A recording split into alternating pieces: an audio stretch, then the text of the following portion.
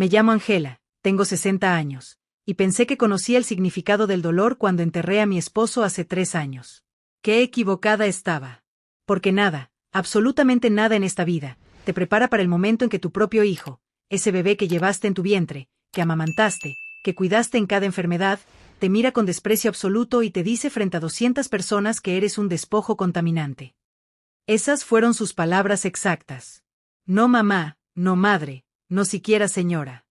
Despojo contaminante.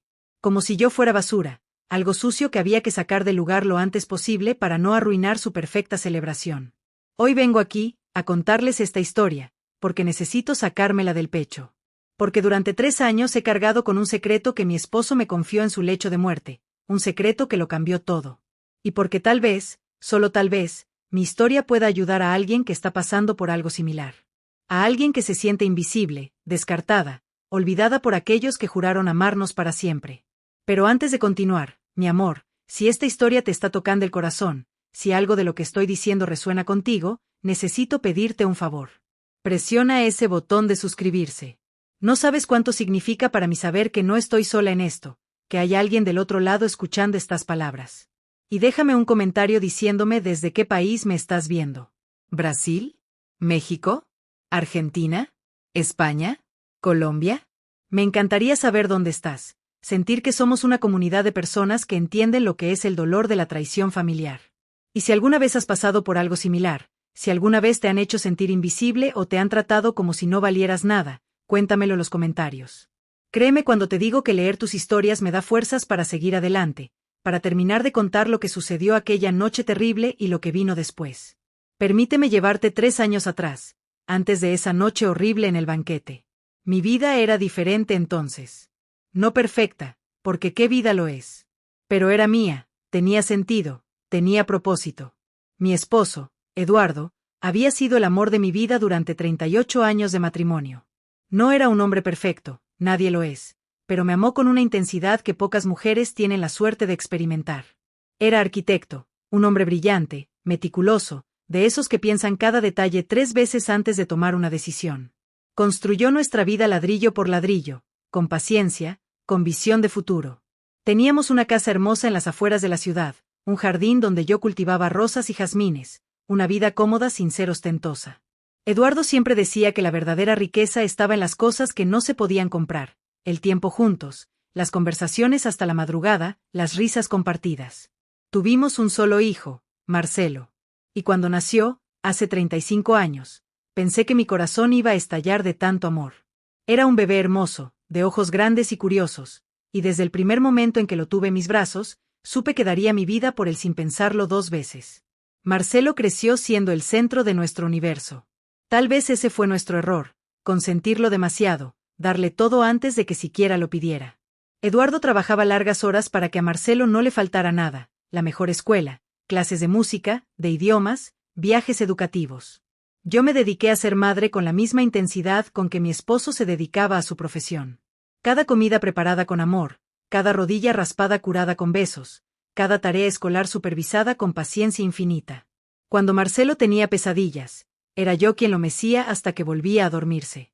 Cuando tuvo neumonía a los 7 años y pensamos que lo perdíamos, fui yo quien pasó 5 noches sin dormir a su lado en el hospital, rezando, negociando con Dios, prometiendo cualquier cosa a cambio de que mi hijo viviera. Y vivió. Se recuperó completamente.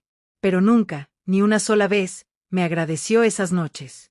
Ahora que lo pienso, tal vez ese debió ser el primer indicio de lo que vendría después. Marcelo estudió administración de empresas, como su padre quería. Se graduó con honores y entró a trabajar en la empresa de arquitectura que Eduardo había construido durante décadas. La idea siempre fue que algún día Marcelo tomaría las riendas, que continuaría el legado familiar. Y Eduardo lo preparó para eso con dedicación, enseñándole cada aspecto del negocio, presentándole a todos los contactos importantes, asegurándose de que su hijo tuviera todas las herramientas para triunfar. Yo estaba tan orgullosa. Mi hijo, mi bebé, convertido en un hombre de negocios exitoso. Tenía 30 años cuando conoció a Verónica. Y ahí, mis amores, ahí es donde todo comenzó a torcerse, aunque yo no lo viera en ese momento. El amor, o lo que uno cree que es amor, nos vuelve ciegos a las señales de peligro. Verónica apareció en una cena de negocios. Era joven, 28 años, guapa de esa manera pulida y calculada que solo se logra con mucho dinero invertido en apariencia. Cabello rubio impecable, uñas perfectas, ropa de diseñador que gritaba su precio en cada costura. Trabajaba en marketing, decía, aunque nunca supe exactamente qué hacía. Desde el primer momento en que la vi colgada del brazo de mi hijo, sentí una punzada de inquietud en el estómago. Esa sensación que las madres tenemos, ese instinto que nos dice cuando algo no está bien. Pero me callé. Me dije a mí misma que estaba siendo sobreprotectora, anticuada, una de esas suegras terribles de las que todo el mundo se burla. Así que sonreí, la abracé, le di la bienvenida a nuestra familia. ¡Qué tonta fui! Los primeros meses fueron tolerables. Verónica era educada conmigo, aunque siempre había cierta frialdad en sus ojos cuando me miraba. Como si estuviera evaluándome, midiendo mi valor, y encontrándome insuficiente. Empezó a hacer comentarios pequeños, aparentemente inocentes, pero que llevaban veneno escondido.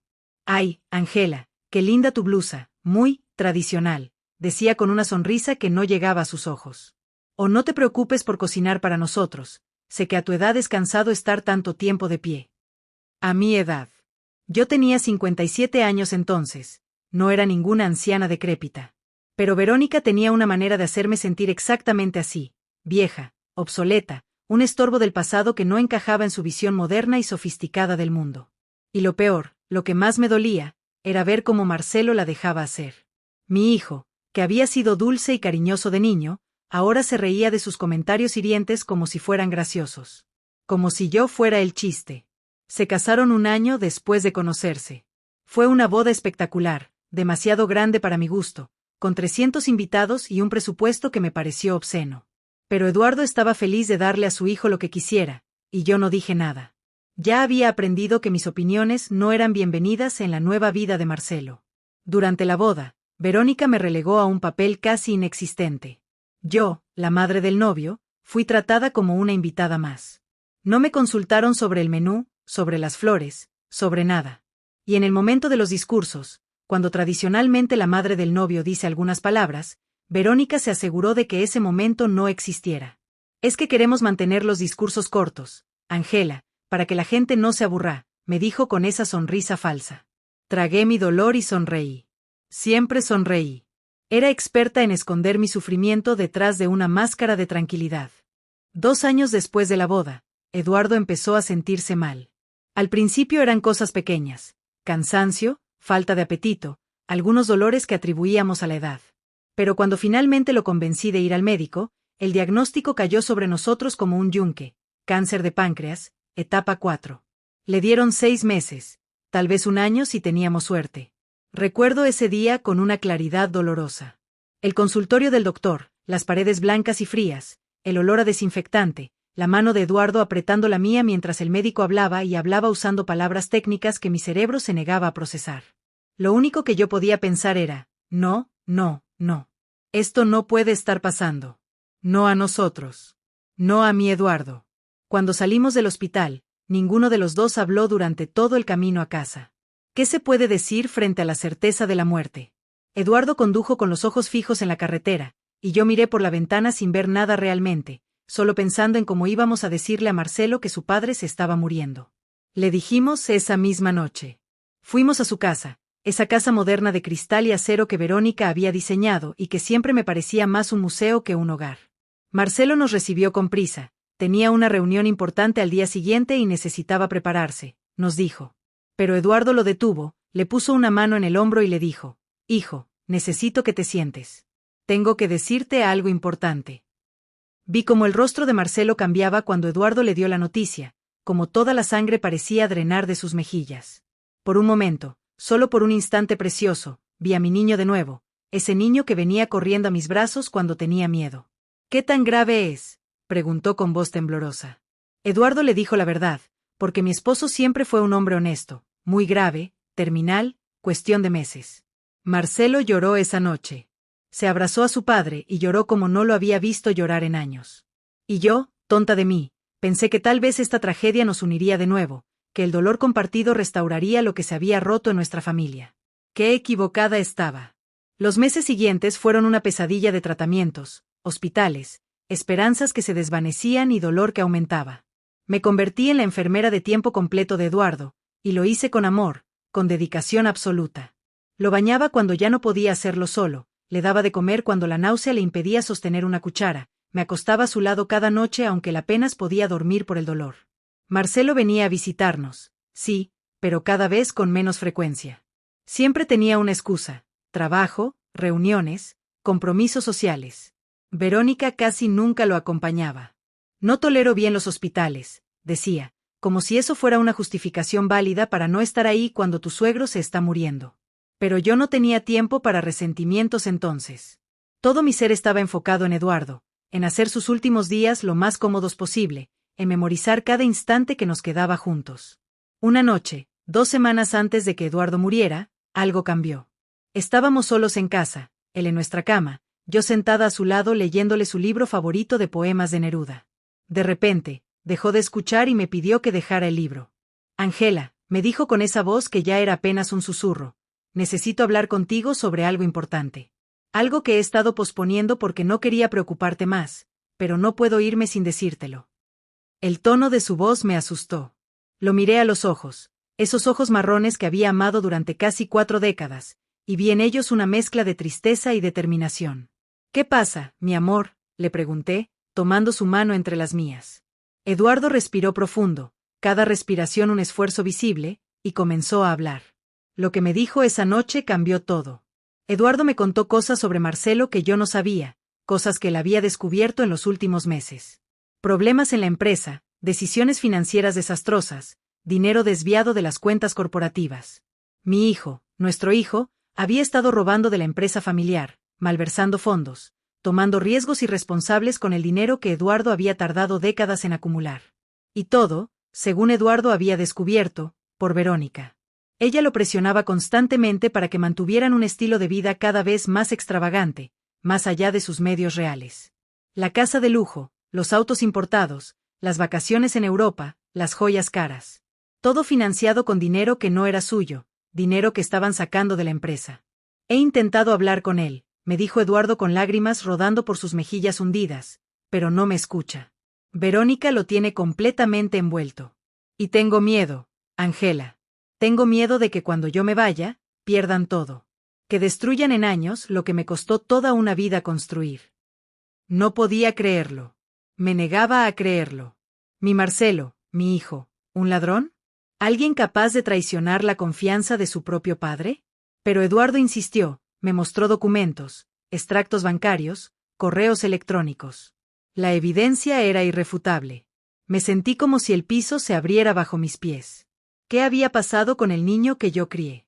¿Cuándo se había convertido en este extraño que era capaz de robarle a su padre moribundo? Lloré esa noche, lloré con una desesperación que no había sentido ni cuando recibimos el diagnóstico de cáncer. Porque una cosa es perder a tu esposo por una enfermedad, algo contra lo que no puedes luchar, y otra muy distinta es descubrir que tu hijo, tu única razón de existir durante tanto tiempo, es alguien que nunca conociste realmente. He tomado precauciones, continuó Eduardo después de darme tiempo para procesar lo que me había dicho. He modificado mi testamento. He dejado instrucciones muy específicas sobre cómo debe manejarse mi patrimonio. Pero necesito que tú seas fuerte, Ángela. Necesito que seas más fuerte de lo que has sido nunca, porque lo que viene va a ser muy difícil.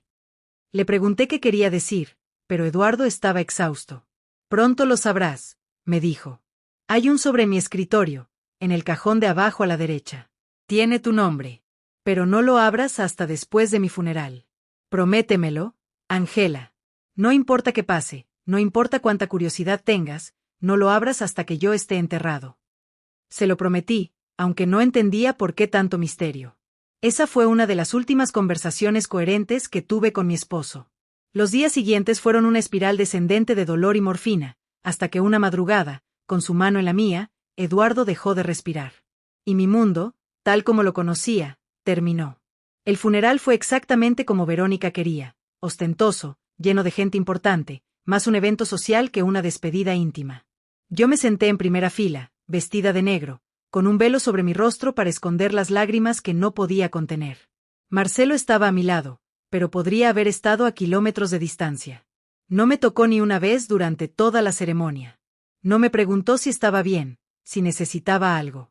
Verónica, por supuesto, Interpretó el papel de la nuera afligida a la perfección, con su vestido negro de diseñador y sus lágrimas cuidadosamente medidas. Después del entierro, en la recepción en nuestra casa, la casa que Eduardo y yo habíamos llenado de amor durante tantos años, me sentí como un fantasma en mi propio hogar.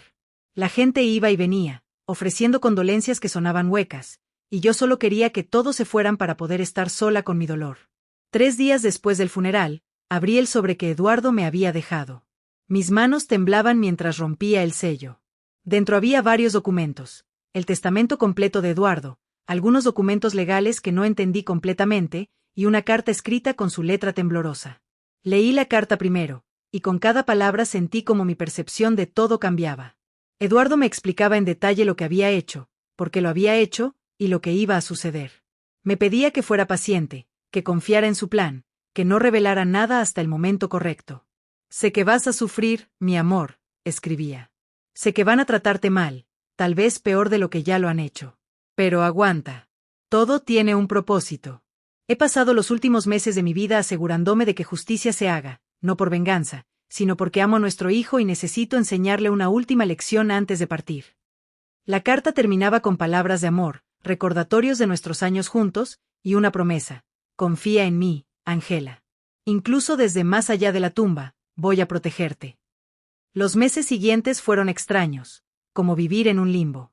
Marcelo y Verónica asumieron que la mayor parte de la herencia había ido a ellos, lo cual era parcialmente cierto. Eduardo les había dejado la casa grande, algunos activos, suficiente dinero para que no sospecharan nada inmediato. A mí, oficialmente, me había dejado nuestra casa, una pensión mensual, y algunas inversiones menores. Nada espectacular, pero suficiente para vivir cómodamente el resto de mis días. Lo que ellos no sabían era que la verdadera fortuna de Eduardo, el grueso de sus bienes y especialmente el control mayoritario de la empresa, estaba en un fideicomiso complicado con condiciones muy específicas. Condiciones que yo conocía, pero que todavía no se habían hecho públicas. El abogado de Eduardo, don Julio, un hombre mayor de confianza absoluta, me había explicado todo después de leer el testamento oficial. Sea paciente, señora Ángela, me había dicho. El señor Eduardo sabía exactamente lo que estaba haciendo. Todo se revelará en su momento. Marcelo y Verónica empezaron a distanciarse aún más después del funeral. Las visitas se volvieron raras, las llamadas telefónicas prácticamente cesaron. Yo me quedé sola en esa casa grande, rodeada de recuerdos, hablándole a las paredes, cocinando para una sola persona. Era una soledad asfixiante, el tipo de soledad que te hace cuestionar tu valor como ser humano. ¿Para qué había dedicado mi vida a ser madre si mi hijo no quería saber nada de mí ahora que su padre no estaba? Intenté acercarme a Marcelo varias veces. Lo llamaba para preguntarle cómo estaba, si podía visitarlo, si podíamos almorzar juntos algún día. Siempre la misma respuesta. Estoy muy ocupado, mamá. Tal vez la próxima semana. La próxima semana nunca llegaba. Verónica era aún más directa cuando contestaba el teléfono.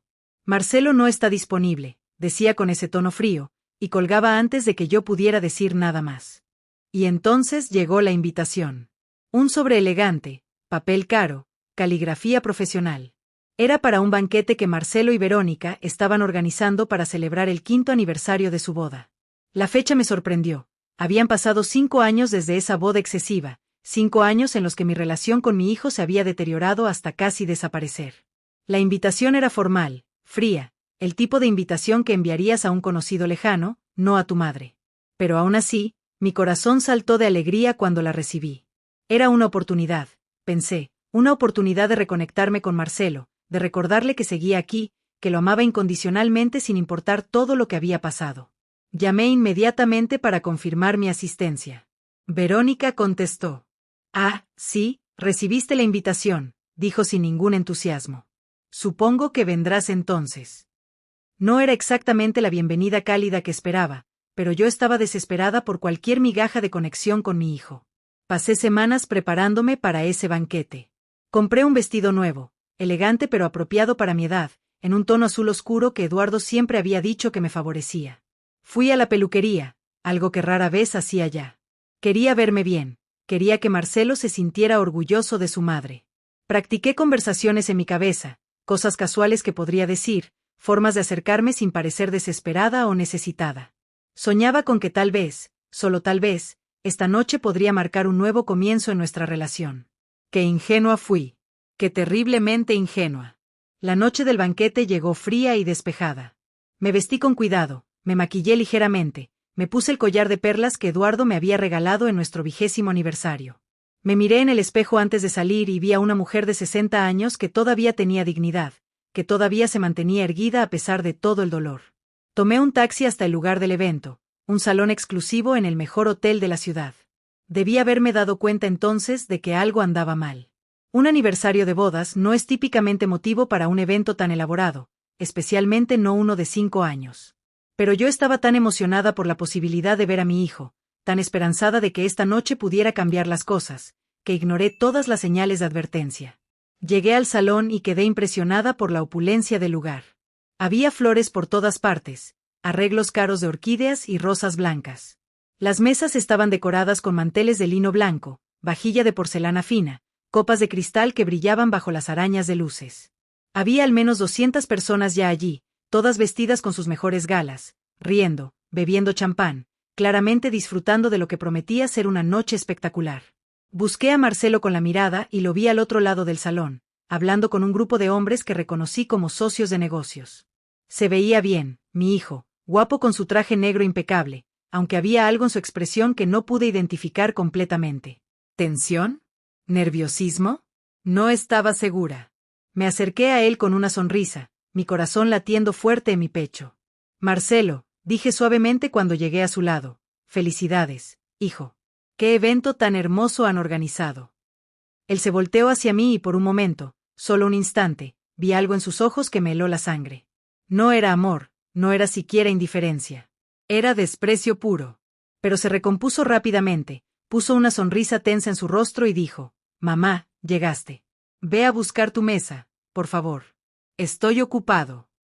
No hubo abrazo, no hubo beso en la mejilla, no hubo ninguna de las muestras de afecto normales entre madre e hijo.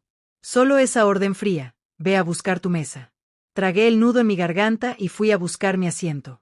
Encontré mi nombre en una tarjeta, y mi corazón se hundió un poco más. Estaba en una mesa al fondo del salón, la más alejada de la mesa principal donde Marcelo y Verónica estarían sentados. Estaba rodeada de personas que no conocía, invitados que parecían ser conocidos lejanos o socios de negocios menores. Nadie me saludó cuando me senté.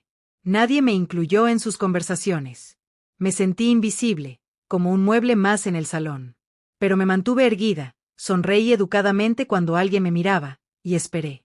Esperé a que la noche mejorara, a que Marcelo viniera a hablar conmigo, a que algo, cualquier cosa, justificara mi presencia allí. La cena comenzó y fue exquisita, aunque yo apenas pude probar bocado. Mi estómago estaba hecho un nudo de ansiedad. Verónica se veía radiante en la mesa principal, con un vestido rojo que probablemente costaba más que mi casa. Ella y Marcelo sonreían y saludaban a los invitados, la imagen perfecta de la pareja exitosa y feliz. Hubo brindis, discursos de amigos y colegas alabando a la pareja. Cada palabra se clavaba en mi corazón como una aguja pequeña.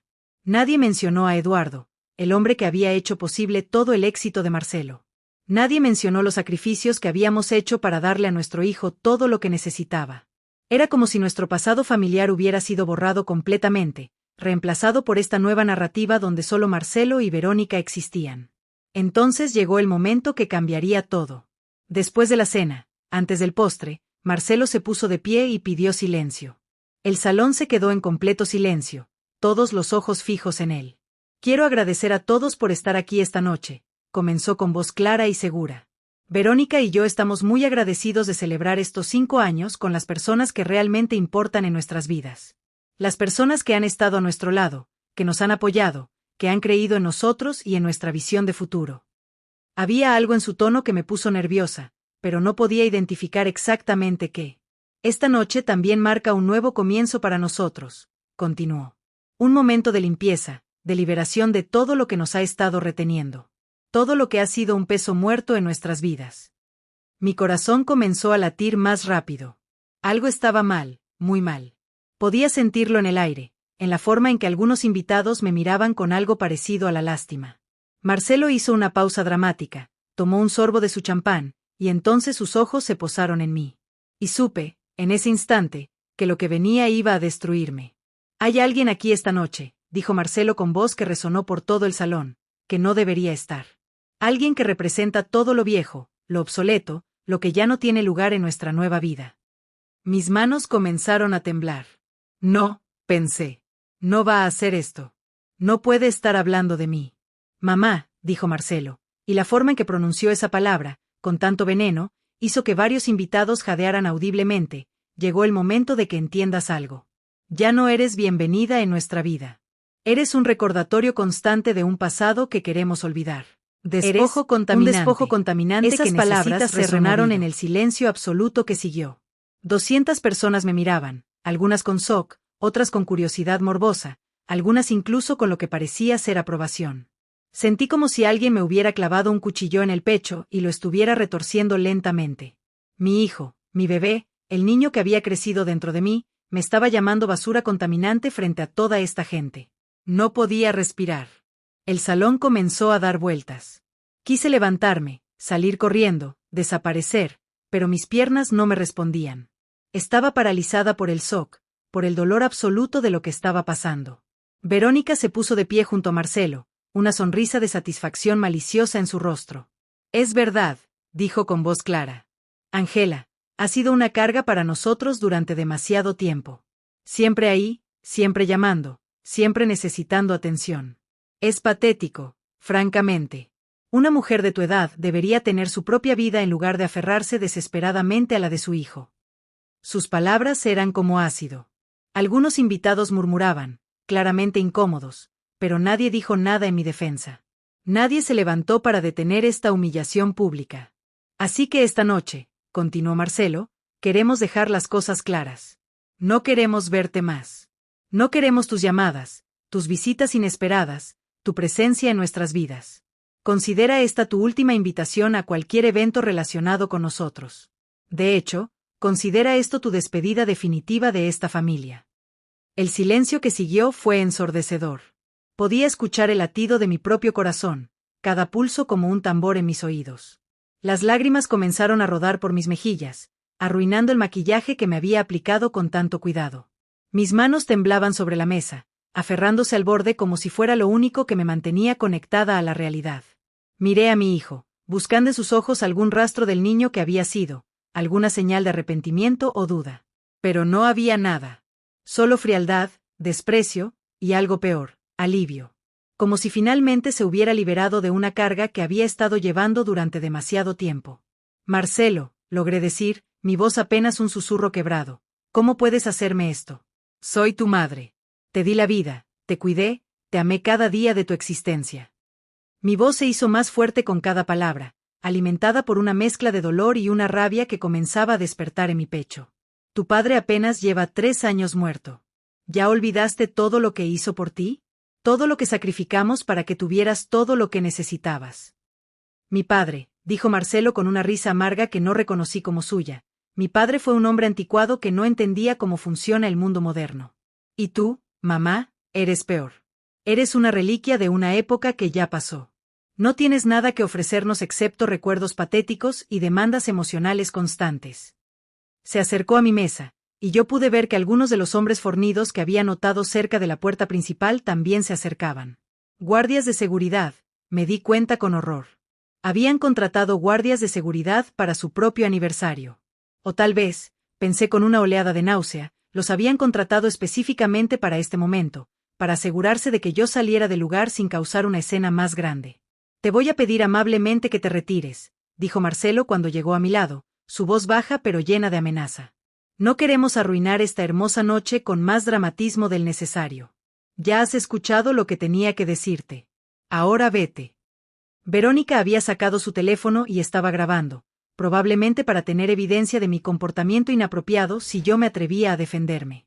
La miré, a esta mujer que había envenenado a mi hijo contra mí, que había destruido lo que quedaba de nuestra familia, y por primera vez en mi vida sentí algo cercano al odio puro. Pero no iba a darles el espectáculo que esperaban. No iba a gritar, ni suplicar, ni hacer una escena que pudieran usar en mi contra después. Con un esfuerzo sobrehumano, me puse de pie. Mis piernas temblaban tanto que pensé que iban a ceder, pero me mantuve erguida.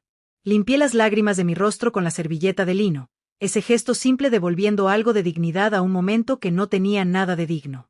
Miré a Marcelo directamente a los ojos, y en ese momento tomé una decisión. Ya no iba a perseguir el amor de alguien que claramente no quería dármelo.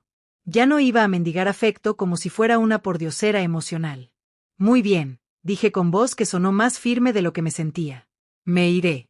Pero quiero que sepas algo, Marcelo. Quiero que lo sepas y que nunca lo olvides. Hice una pausa, asegurándome de que todos los ojos estuvieran puestos en mí, de que cada palabra que dijera fuera escuchada por cada persona en ese salón. Tu padre sabía exactamente qué tipo de hombre te habías convertido. Lo supo antes de morir, y le rompió el corazón. Y hay cosas, Marcelo, cosas que dejó arregladas antes de partir, cosas que tú desconoces todavía. Tu padre fue un hombre sabio, mucho más sabio de lo que tú jamás serás, y se aseguró de que eventualmente, muy eventualmente, entendieras el valor de lo que estás destruyendo esta noche. Vi como algo parpadeaba en los ojos de Marcelo. ¿Miedo? ¿Confusión? No estaba segura. Verónica dejó de grabar por un segundo, su frente arrugada en preocupación. Pero yo ya había dicho suficiente. No iba a revelar más, no todavía. Eduardo me había pedido que esperara, que confiara en su plan, y eso era exactamente lo que iba a hacer. Tomé mi bolso de la silla, ajusté mi postura para caminar lo más derecha posible, y comencé mi salida de ese salón maldito. Los guardias de seguridad se acercaron, pero levanté una mano para detenerlos. No es necesario, dije con frialdad. Ya me voy. No querría contaminar más este evento tan especial con mi presencia obsoleta. Caminé hacia la salida mientras 200 pares de ojos me seguían. Cada paso era una agonía, no física sino emocional. Podía sentir sus miradas, escuchar sus susurros que comenzaban apenas pasaba junto a sus mesas. Algunas caras mostraban lástima, otra satisfacción morbosa por haber presenciado tal drama. Había una mujer mayor, sentada cerca de la salida, que me tocó el brazo gentilmente cuando pasé junto a ella. Lo siento mucho, susurró. Esto no estuvo bien. Fueron las únicas palabras de bondad que recibí esa noche de un extraño. Le asentí, incapaz de hablar por el nudo en mi garganta, y continué hacia las puertas dobles que llevaban al vestíbulo del hotel. Cuando finalmente salí del salón y las puertas se cerraron detrás de mí, me permití un momento de colapso. Me apoyé contra la pared del vestíbulo elegante, tratando de recuperar el aliento, tratando de procesar lo que acababa de pasar. Las lágrimas que había estado conteniendo finalmente salieron con fuerza, sollozos que sacudían todo mi cuerpo. Un empleado del hotel se acercó, preocupado, preguntándome si necesitaba ayuda. Estoy bien, mentí, porque ¿qué otra cosa podía decir? ¿Qué acababa de ser destruida públicamente por mi propio hijo? ¿Qué acababa de descubrir que todo el amor que había dado durante 35 años no había significado nada? Solo necesito un momento, gracias. Me tambaleé hasta el baño del hotel, ese refugio de mármol y espejos donde finalmente pude estar completamente sola. Me miré en el espejo y apenas reconocí a la mujer que me devolvía la mirada. El maquillaje corrido, los ojos rojos e hinchados, la expresión de absoluta devastación. Despojo contaminante, susurré a mi reflejo, y las palabras sonaron aún más crueles en la quietud del baño vacío. ¿Eso era lo que mi hijo pensaba de mí? ¿Eso era lo que yo era ahora? Basura que necesitaba ser removida, algo sucio que contaminaba la vida perfecta que él estaba construyendo con esa mujer horrible. Me lavé la cara con agua fría, intentando borrar los rastros de las lágrimas, intentando recomponer aunque fuera un poco de mi dignidad destrozada. Mis manos seguían temblando mientras buscaba en mi bolso el teléfono para llamar un taxi. Fue entonces cuando lo vi, el sobre. Ese sobre que Eduardo me había dado meses atrás, el que contenía documentos legales y su última carta. Yo siempre lo llevaba conmigo desde que lo había leído por primera vez, guardado en un compartimento especial de mi bolso, como un talismán o un recordatorio de que había algo más en esta historia, algo que yo todavía no entendía completamente. Lo toqué con los dedos temblorosos, sintiendo el papel grueso, y las palabras de Eduardo resonaron en mi mente. Sé que vas a sufrir, mi amor. Sé que van a tratarte mal, tal vez peor de lo que ya lo han hecho. Pero aguanta. Todo tiene un propósito. ¿Era esto lo que Eduardo había previsto? ¿Había sabido, de alguna manera, que Marcelo me humillaría públicamente de esta manera? La idea de que mi esposo hubiera anticipado este nivel de crueldad por parte de nuestro hijo me llenó de una tristeza aún más profunda. Pero también me llenó de determinación. Eduardo había dejado un plan, un documento que cambiaría todo. Y aunque yo no sabía exactamente cuándo ese plan se activaría, sabía que llegaría. Confía en mí, Angela. Incluso desde más allá de la tumba, voy a protegerte. Esas habían sido sus palabras. Y yo iba a confiar. Iba a esperar. Porque si algo había aprendido en 60 años de vida, era que la paciencia y la dignidad eventualmente triunfan sobre la crueldad y la arrogancia. Salí del baño con la cabeza en alto, aunque por dentro me sentía completamente destruida. Tomé el taxi que había llamado y le di mi dirección al conductor. Durante todo el trayecto a casa, miré por la ventana sin ver realmente nada, reproduciendo cada momento de esa noche horrible en mi mente. Despojo contaminante. ¿Cómo podían dos palabras contener tanto veneno? ¿Cómo podía mi hijo, la persona que había amado más que a mi propia vida, usarlas contra mí? Pensé en todas las noches que me había desvelado cuando era bebé, en todas las veces que había puesto sus necesidades antes que las mías, en cada sacrificio pequeño y grande que había hecho sin pensarlo 2 veces. Y todo para llegar a esto, ser expulsada de su vida como si fuera basura indeseada. Llegué a mi casa, esa casa que ahora me parecía demasiado grande y demasiado vacía. Cada habitación estaba llena de recuerdos. La sala donde Marcelo había dado sus primeros pasos, la cocina donde había preparado miles de comidas para mi familia, el jardín donde Eduardo y yo nos habíamos sentado tantas tardes a ver el atardecer. Pero ahora esos recuerdos se sentían contaminados por lo que había pasado esta noche. Me quité el vestido azul, ese vestido que había comprado con tanta ilusión, y lo arrojé en un rincón de mi habitación. Nunca volvería a usarlo. Estaba manchado por la humillación de esta noche, arruinado para siempre. Me puse mi bata más cómoda y bajé a la cocina para prepararme un té.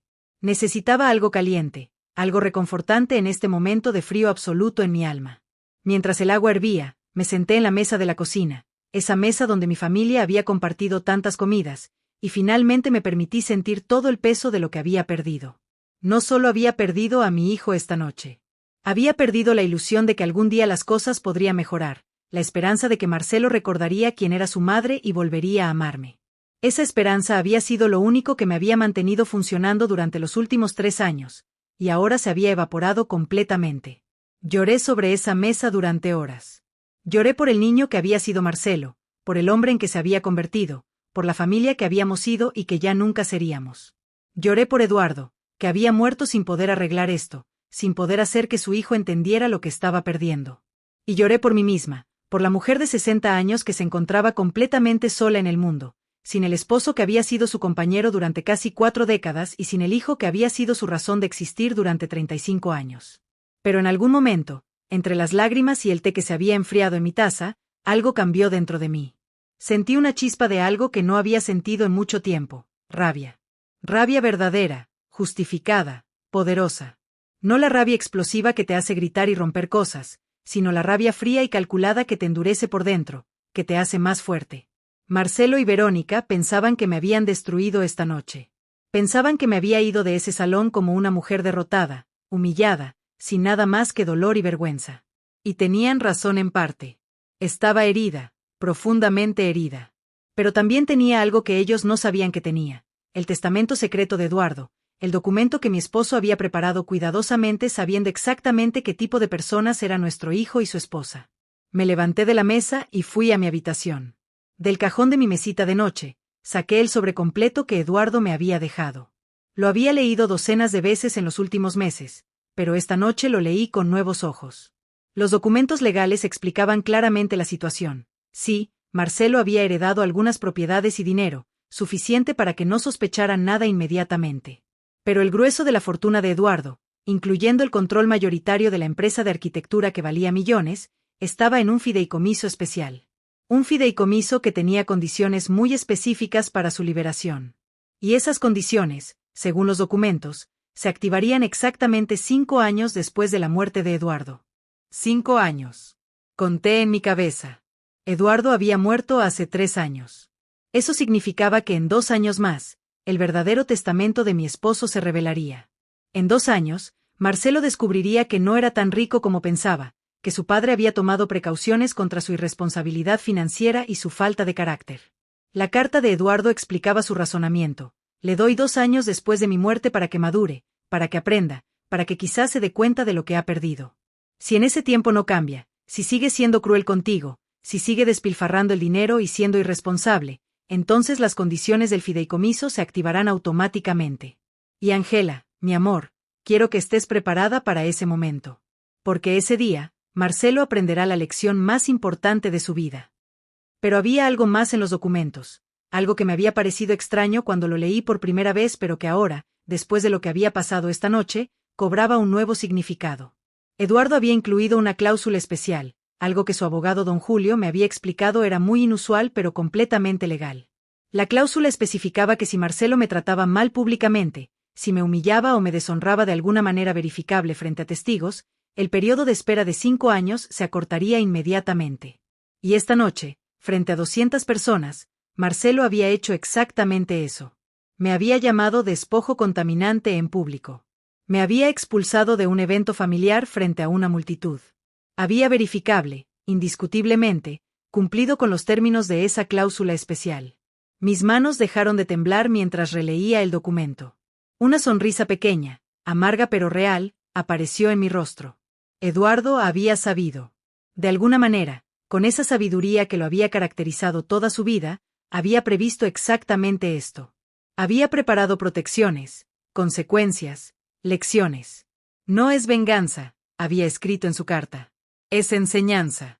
Nuestro hijo necesita aprender que las acciones tienen consecuencias, que el respeto y el amor no son cosas que puedas descartar sin precio. Si yo no pude enseñarle eso en vida, lo aprenderá después de mi muerte. Miré el reloj. Eran casi las 2 de la mañana. Demasiado tarde para llamar a don Julio, el abogado de Eduardo. Pero mañana mismo lo llamaría para confirmar lo que sospechaba, que la humillación pública de esta noche había activado la cláusula especial de Eduardo. Que el tiempo de espera se había acabado. Que muy pronto, tal vez en cuestión de semanas en lugar de años, Marcelo descubriría la verdad sobre su herencia. Y cuando eso sucediera, cuando mi hijo finalmente entendiera lo que había perdido, lo que había destruido con su crueldad y su arrogancia, yo estaría allí. No para regodearme, no para vengarme, sino simplemente para presenciar el momento en que la realidad lo golpeara con toda su fuerza. Me metí en la cama, exhausta pero extrañamente tranquila por primera vez en meses. Las lágrimas se habían secado. El dolor seguía allí, por supuesto, profundo y persistente, pero ahora estaba acompañado de algo más, anticipación. Eduardo me había dejado un regalo en su muerte, el regalo de la justicia eventual. Confía en mí, Ángela, había escrito. Y yo confiaba. Confiaba en que mi esposo, incluso desde la tumba, sabía exactamente lo que estaba haciendo. Confiaba en que había visto la verdadera naturaleza de nuestro hijo mucho antes que yo, y había tomado medidas para protegerme y para enseñarle a Marcelo la lección que necesitaba aprender. Mientras me quedaba dormida, mi último pensamiento fue para Eduardo. Gracias, mi amor, susurré a la oscuridad. Gracias por nunca dejarme realmente sola. Gracias por saber que esto pasaría y por prepararte para ello. Gracias por amarme lo suficiente como para asegurarte de que, al final, la dignidad y la justicia prevalecerían. Y en mis sueños esa noche, vi a mi esposo sonriéndome con esa sonrisa sabia que tanto había amado, asintiendo como si dijera, todo va a estar bien, Ángela. Solo espera un poco más. La historia todavía no ha terminado. Porque la verdad, mi amor, la verdad que Marcelo y Verónica no sabían todavía, era que esta noche no había sido mi final. Había sido el principio del fin de ellos. El testamento secreto de Eduardo estaba a punto de revelarse, y cuando lo hiciera, el mundo perfecto que habían construido sobre mentiras, robos y crueldad se derrumbaría completamente. Y yo, el despojo contaminante, estaría allí para presenciarlo todo. Porque a veces, solo a veces, la justicia tarda pero llega. Y cuando llega, llega con una fuerza imparable. Pero esa, queridos míos, es una historia para la próxima parte. Por ahora, todo lo que necesitan saber es esto: nunca subestimen a una madre herida. Nunca subestimen a una mujer de 60 años que ha perdido todo, pero que tiene la paciencia de esperar el momento correcto. Y sobre todo, nunca subestimen el amor de un hombre que, incluso en la muerte, encuentra la manera de proteger a quien más amó en vida. Hasta la próxima parte de esta historia, donde les contaré exactamente qué decía ese testamento secreto, cómo reaccionó Marcelo cuando se enteró de la verdad, y qué sucedió cuando finalmente entendió que su padre había planeado cada detalle de esta lección desde su lecho de muerte. Les prometo, no querrán perdérsela. Desperté a la mañana siguiente con los ojos hinchados y un dolor de cabeza que parecía querer partirme el cráneo en dos. Por un momento, en ese espacio confuso entre el sueño y la vigilia, pensé que todo había sido una pesadilla horrible. Pero entonces vi el vestido azul tirado en el rincón de mi habitación, y la realidad de lo que había pasado la noche anterior me golpeó con la fuerza de un tren. Mi hijo me había humillado públicamente. Me había llamado despojo contaminante. Me había expulsado de su vida frente a 200 personas como si yo fuera basura que necesitaba ser removida. El dolor en mi pecho era físico, real, como si alguien me hubiera golpeado repetidamente en el corazón. Me levanté lentamente, cada movimiento requiriendo un esfuerzo consciente. Mi cuerpo se sentía pesado, como si hubiera envejecido 10 años en una sola noche. Fui al baño y me miré en el espejo. La mujer que me devolvía la mirada tenía los ojos rojos, ojeras profundas, y una expresión de devastación que era difícil de contemplar. Pero detrás de esa expresión, detrás del dolor visible, había algo más.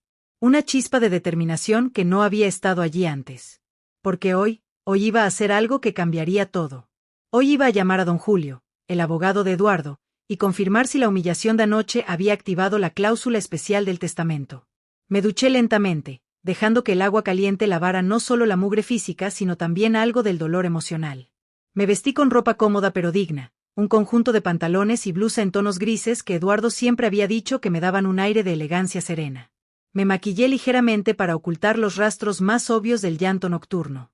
Si iba a tener esta conversación con don Julio, si iba a iniciar el proceso que Eduardo había dejado preparado, necesitaba hacerlo con dignidad. Necesitaba ser la mujer fuerte que mi esposo había creído que yo era, incluso cuando yo misma dudaba de mi propia fortaleza. Bajé a la cocina y preparé café fuerte. Necesitaba cafeína para aclarar mi mente, para poder pensar con claridad sobre lo que venía. Mientras el café se preparaba, saqué mi teléfono y busqué el número de don Julio. Mis dedos vacilaron sobre la pantalla. Una vez que hiciera esta llamada, una vez que pusiera en marcha el plan de Eduardo, no habría vuelta atrás. Las consecuencias serían enormes, devastadoras para Marcelo y Verónica. ¿Estaba lista para eso? ¿Estaba lista para ser el instrumento de la ruina de mi propio hijo? Pero entonces recordé sus palabras de anoche, el desprecio absoluto en sus ojos cuando me llamó despojo contaminante, la satisfacción maliciosa en la cara de Verónica, y toda duda desapareció. Mi hijo había tomado su decisión. Ahora yo tomaría la mía. Marqué el número de don Julio. El teléfono sonó 3 veces antes de que su voz grave y profesional contestara. «Buenos días, Ángela», dijo, y pude detectar una nota de sorpresa en su tono. No esperaba su llamada tan temprano. ¿Sucedió algo? Tomé un sorbo de café, armándome de valor, y entonces le conté todo. Le describí el banquete de anoche en detalle, cada palabra cruel que Marcelo había dicho, la forma en que me había expulsado del evento frente a 200 personas, el término exacto que había usado, despojo contaminante. Don Julio escuchó en silencio, sin interrumpir, y cuando terminé de hablar, hubo una pausa larga antes de que él respondiera. «Ángela», dijo finalmente, su voz cargada de una mezcla de tristeza y algo que sonaba casi como satisfacción profesional. «Lamento profundamente que haya tenido que pasar por eso. Pero debo decirle que el señor Eduardo previó exactamente esta posibilidad. De hecho, la cláusula que incluyó en su testamento especificaba precisamente este tipo de humillación pública como un factor activador». Mi corazón comenzó a latir más rápido. «¿Qué significa eso exactamente?», pregunté, aunque ya conocía la respuesta. Necesitaba escucharlo dicho en voz alta, necesitaba que fuera real. «Significa», respondió don Julio con tono medido, «que la humillación de anoche ha activado inmediatamente las condiciones del fideicomiso. El periodo de espera de 5 años ha sido anulado. Necesitamos reunirnos lo antes posible para iniciar el proceso de revelación del verdadero testamento de su esposo». Las palabras de don Julio resonaron en mi cabeza como campanas. El verdadero testamento. La revelación. El fin del periodo de espera. Todo estaba sucediendo, y estaba sucediendo ahora, mucho antes de lo que cualquiera había anticipado. «¿Cuándo podemos reunirnos?», pregunté, sorprendida por la firmeza en mi propia voz. «Esta tarde, si le parece bien», respondió don Julio. «Vengo a su casa a las 3. Hay documentos que necesita revisar, decisiones que debe tomar, y un procedimiento legal que debemos iniciar. Le advierto, Ángela, esto va a ser difícil. Las consecuencias para Marcelo y su esposa serán severas. ¿Está segura de que quiere proceder?». Cerré los ojos y vi la cara de Marcelo de anoche, llena de desprecio. Vi a Verónica grabándome con su teléfono, documentando mi humillación. «Sí», dije con voz clara. «Estoy completamente segura. Mi esposo dejó este plan por una razón. Es hora de que se cumpla su voluntad». Después de colgar con don Julio, me senté en el sofá de la sala con una taza de café caliente entre mis manos. La casa estaba silenciosa, demasiado silenciosa, y en ese silencio comencé a procesar realmente lo que estaba a punto de pasar. Eduardo había sido meticuloso en todo lo que hacía, y su testamento no era la excepción. Durante los meses de su enfermedad, mientras yo lo cuidaba creyendo que estábamos enfrentando juntos solo su mortalidad, él había estado trabajando secretamente con don Julio en este plan elaborado. Un plan diseñado no por venganza, como él había insistido en su carta, sino por amor. Amor por mí, para protegerme. Y amor por Marcelo, extrañamente, para enseñarle la lección que necesitaba aprender antes de que fuera demasiado tarde. Las horas hasta la llegada de don Julio pasaron con una lentitud agonizante. Intenté mantenerme ocupada, limpiando la casa que ya estaba impecable, preparando comida que no tenía hambre de comer. Mi teléfono sonó varias veces, pero cuando vi que era un número desconocido, no contesté. No estaba lista para hablar con nadie sobre lo que había pasado anoche. No quería escuchar ni condolencias ni chismes. Solo quería llegar al momento en que don Julio tocara mi puerta y comenzáramos oficialmente este proceso que cambiaría todo. Finalmente, exactamente a las 3 de la tarde, el timbre sonó. Abrí la puerta para encontrar a don Julio parado allí con su maletín de cuero gastado, el mismo que había llevado a todas las reuniones con Eduardo durante años. Era un hombre de 70 y tantos años, con cabello completamente blanco, gafas de montura dorada, y una expresión que siempre transmitía tanto competencia como compasión. Había sido el abogado de confianza de Eduardo durante más de 30 años, y lo conocía no solo como profesional sino como amigo. «Ángela», dijo suavemente mientras entraba, «¿cómo está?». Era una pregunta genuina, no solo cortesía social. «Destrozada», respondí honestamente. «Pero también decidida. Pase, por favor. Creo que tenemos mucho de qué hablar». Nos sentamos en la mesa del comedor, esa mesa que había sido testigo de tantas comidas familiares felices en el pasado. Don Julio abrió su maletín y sacó una carpeta gruesa llena de documentos. «Antes de comenzar con los detalles legales», dijo, mirándome por encima de sus gafas, «necesito que entienda completamente lo que va a suceder. El señor Eduardo pasó los últimos meses de su vida preparando esto meticulosamente. Investigó, documentó, reunió evidencia, y estructuró su testamento de una manera que es legalmente inquebrantable. Lo que está a punto de descubrir sobre la situación financiera de Marcelo y lo que Eduardo dejó preparado va a impactarla profundamente. ¿Está lista?». Asentí, mi garganta demasiado apretada para hablar. Don Julio abrió la carpeta y comenzó. «Como usted sabe», empezó don Julio, «el señor Eduardo descubrió hace varios años que Marcelo estaba malversando fondos de la empresa familiar. Lo que quizás no sepa es el alcance completo de ese robo». Sacó varios documentos y los extendió frente a mí. Eran extractos bancarios, registros de transferencias, documentos contables. Durante un periodo de 5 años, Marcelo desvió aproximadamente $3 millones de la empresa. Lo hizo de manera inteligente, en pequeñas cantidades que eran difíciles de detectar, escondidas entre gastos legítimos. Usó ese dinero para financiar el estilo de vida extravagante que él y Verónica mantenían, la casa de lujo, los autos importados, las vacaciones caras, las joyas. Todo era una fachada construida con dinero robado. Sentí como si el aire hubiera sido succionado de mis pulmones. $3 millones. Mi hijo había robado $3 millones de su propio padre. «Pero hay más», continuó don Julio, su voz suave pero implacable. «Eduardo también descubrió que Marcelo había tomado préstamos masivos usando la empresa como garantía, préstamos que están a punto de vencer. Préstamos que suman otros $2 millones. Y aquí está la parte crucial. Marcelo tomó esos préstamos creyendo que heredaría el control completo de la empresa cuando Eduardo muriera, que tendría acceso a todos los activos para pagar esas deudas. Pero eso nunca fue cierto». Don Julio hizo una pausa, dejando que sus palabras penetraran. «El verdadero testamento de Eduardo, el que está a punto de ser revelado, especifica algo muy diferente». «¿Qué especifica exactamente?», pregunté, mi voz apenas un susurro. Don Julio sacó otro documento, sellado con sellos legales oficiales. «El testamento real de Eduardo establece lo siguiente. Primero, la empresa de arquitectura no pasa a Marcelo. El control mayoritario, el 60% de las acciones, va a un fideicomiso administrado por usted, Ángela. Marcelo recibe solo el 10%, insuficiente para tomar cualquier decisión importante. Otro 30% va a los empleados leales de la empresa que han estado allí por más de 10 años. Eduardo quería recompensar su lealtad y asegurar que la empresa que construyó continuara funcionando correctamente. Mi boca se abrió en shock. Eduardo me había dejado el control de la empresa. A mí, que nunca había trabajado un día en el mundo corporativo. Pero yo no sé nada sobre dirigir una empresa de arquitectura, protesté. Don Julio sonrió levemente. Por eso Eduardo nombró a 3 directores ejecutivos competentes para manejar las operaciones diarias. Usted solo necesita supervisar y tomar decisiones mayores. Él confió en su juicio, Ángela. Siempre lo hizo.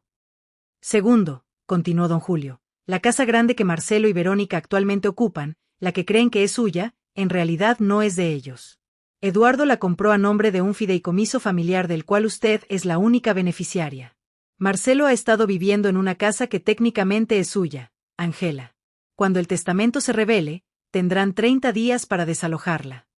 Esto era demasiado. ¿Eduardo compró su casa?, pregunté, incrédula. Ellos no saben eso.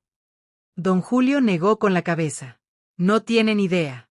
Eduardo estructuró la compra de manera que pareciera que Marcelo la había comprado con su propio dinero, pero en realidad, cada pago de hipoteca ha venido del fideicomiso familiar. Eduardo esencialmente les prestó el dinero para comprar una casa que él poseía, y ahora esa deuda debe ser pagada en su totalidad o deben abandonar la propiedad.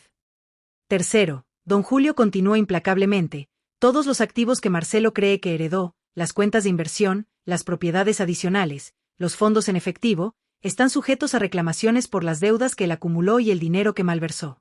Eduardo dejó instrucciones claras de que esas deudas deben ser satisfechas antes de que Marcelo pueda tocar cualquier herencia. Cuando se hace el cálculo, considerando los 3 millones robados, los 2 millones en préstamos que están vencidos, más intereses y penalizaciones, Marcelo en realidad no hereda nada. De hecho, está en números rojos por aproximadamente $1 millón. El silencio que siguió fue absoluto. Miré a don Julio, tratando de procesar la magnitud de lo que me estaba diciendo. Mi hijo no solo no era rico, estaba en bancarrota. Todo lo que tenía, todo lo que creía que era suyo, estaba a punto de ser arrebatado. Eduardo quería darle una oportunidad, dijo don Julio suavemente. Por eso el testamento original especificaba un periodo de espera de 5 años. Esperaba que en ese tiempo, Marcelo madurara, que aprendiera responsabilidad fiscal, que tal vez incluso se reconciliara con usted y mostrara remordimiento por su comportamiento. Si eso hubiera sucedido, había provisiones para que Marcelo pudiera ganar de vuelta cierto control sobre la empresa, para que pudiera reconstruir su relación con usted y con el legado familiar. Pero la cláusula de humillación pública que Eduardo incluyó era una salvaguarda. Si Marcelo la trataba tan mal que la humillaba públicamente, eso demostraría que no había cambiado, que no había aprendido nada, y que no merecía la oportunidad de redención que Eduardo quería darle. Don Julio me miró directamente a los ojos. Lo que sucedió anoche activó esa cláusula. El periodo de gracia ha terminado. Ahora procede el plan completo de Eduardo. Me levanté de la mesa, incapaz de quedarme sentada mientras procesaba esto. Caminé hacia la ventana que daba al jardín, ese jardín donde Eduardo y yo habíamos pasado tantas tardes felices. Esto va a destruirlo, dije en voz baja. Marcelo va a perder todo. La casa, la empresa, su posición social, todo. Don Julio se acercó y se paró a mi lado. Sí, dijo simplemente. Lo va a perder todo. Pero Ángela, ya lo perdió hace mucho tiempo. Solo que no lo sabía. Lo que Eduardo hizo fue estructurar las cosas de manera que cuando esa pérdida se revelara, fuera en un momento que demostrara por qué era necesaria. Su hijo la llamó despojo contaminante anoche. La expulsó públicamente. Demostró exactamente el tipo de persona que se ha convertido. Y ahora enfrentará las consecuencias de eso. ¿Cuándo?, pregunté, volviéndome para mirar a don Julio. ¿Cuándo se le revelará todo esto? Don Julio consultó los documentos. El protocolo legal requiere que le notifiquemos formalmente dentro de las próximas 72 horas. Propongo que lo hagamos pasado mañana.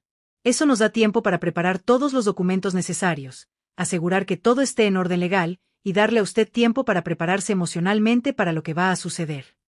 Asentí lentamente. 72 horas. En 3 días, el mundo de Marcelo se derrumbaría completamente. Hay algo más que necesita saber, añadió don Julio con tono cauteloso. Eduardo dejó instrucciones de que usted debe estar presente cuando se le notifique a Marcelo.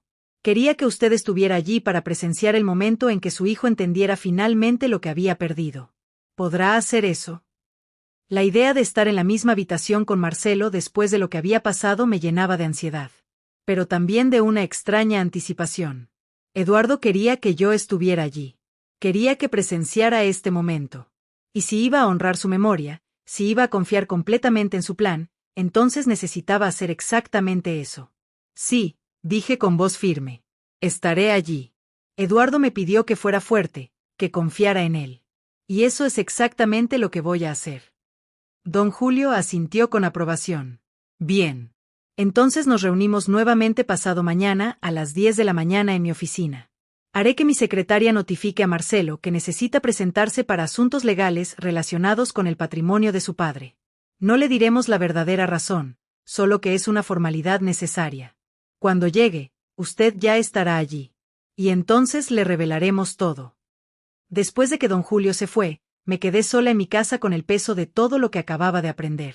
Eduardo, mi Eduardo, había orquestado todo esto desde su lecho de muerte. Había visto la verdadera naturaleza de nuestro hijo con una claridad que yo me había negado a aceptar. Había documentado cada robo, cada deuda, cada decisión irresponsable.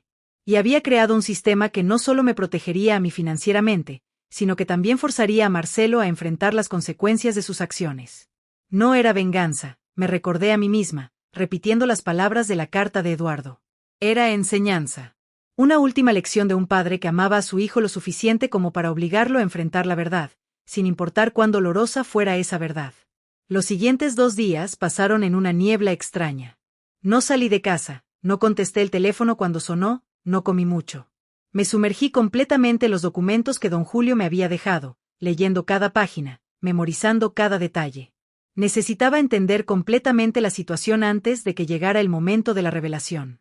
Y cuanto más leía, más me asombraba de la meticulosidad de Eduardo. Cada detalle estaba documentado, cada cifra verificada, cada paso legal claramente delineado. No había manera de que Marcelo pudiera disputar esto. La evidencia era irrefutable. Mi esposo había construido un caso legal tan sólido como las casas que había diseñado durante su carrera. La noche antes de la reunión en la oficina de don Julio, apenas pude dormir. Me quedé despierta mirando el techo, reproduciendo en mi mente todos los escenarios posibles de lo que podría suceder mañana. ¿Cómo reaccionaría Marcelo? ¿Habría shock, rabia, negación? ¿Intentaría culparme a mí de alguna manera? Verónica estaría con él, y si le estaba, ¿cómo reaccionaría ella cuando descubriera que toda su vida de lujo estaba construida sobre mentiras y dinero robado? Y la pregunta que más me atormentaba, ¿sentía yo alguna satisfacción por lo que estaba a punto de suceder, o solo un dolor profundo porque había llegado a esto? La verdad era compleja. Sí, había una parte de mí que quería que Marcelo sufriera después de lo que me había hecho. Una parte que quería que entendiera el dolor de la humillación, la agonía de perder todo. Pero más grande que eso, mucho más grande, era el dolor de una madre que había perdido a su hijo mucho antes de esta noche. El Marcelo que me había llamado despojo contaminante no era el niño que yo había criado. Era un extraño que había sido creado por una combinación de mi indulgencia, la influencia tóxica de Verónica, y sus propias elecciones egoístas. Y tal vez, solo tal vez, perderlo todo era lo que necesitaba para encontrarse a sí mismo de nuevo. Esa era la esperanza de Eduardo, lo sabía. Que el hijo que habíamos amado todavía estaba allí, enterrado bajo capas de avaricia y arrogancia, y que esta crisis lo traería de vuelta a la superficie.